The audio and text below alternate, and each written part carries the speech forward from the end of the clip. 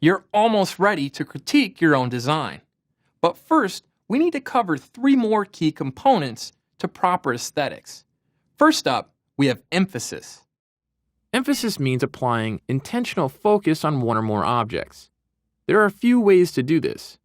We have already talked about contrast being a way to achieve emphasis within a composition. Some of the other ways to portray emphasis are through size, color, and shape.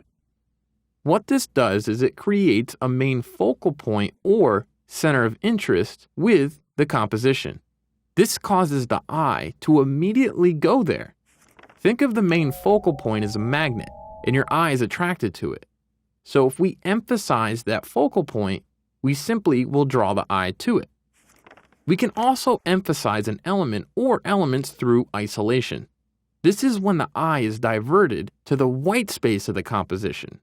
So by leaving an area blank, our eye is automatically attracted to it. We can also emphasize through animation or movement, which is our next principle, movement.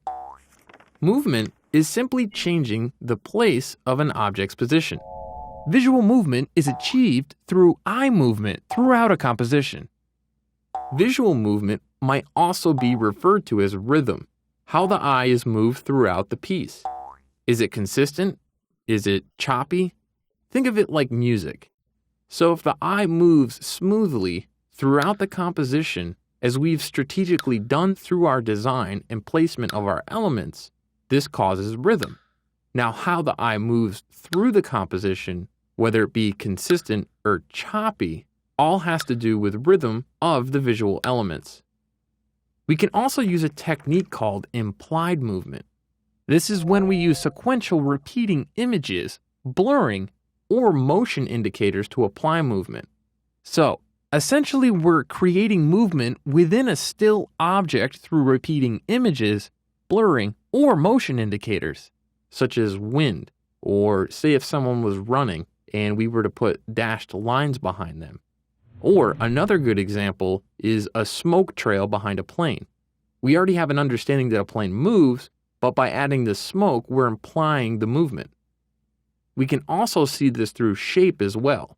Again, using the plane as the example, if we were to squish the plane down, this indicates that it's moving at a fast speed, thus making it more aerodynamic, thus implied movement. Lastly, I would like to discuss unity.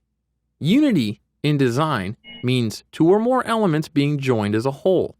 This can be done with color, size, shape, texture, and space. There is a reason why corporations use the same colors, graphics, fonts throughout their advertising. It's used to unite the brand's identity throughout all of their mediums, whether it be for print or digital. Consistency is key to a design's success. Take, for example, Coca-Cola.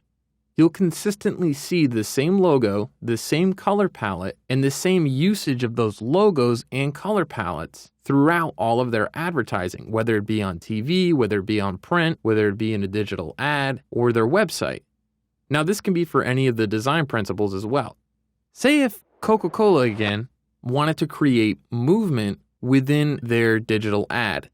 Now, they would keep that consistent throughout all of their ads, thus making it unified. Again, consistency is key to a design's success. We are now ready to critique a design. But first, let's take a quick quiz.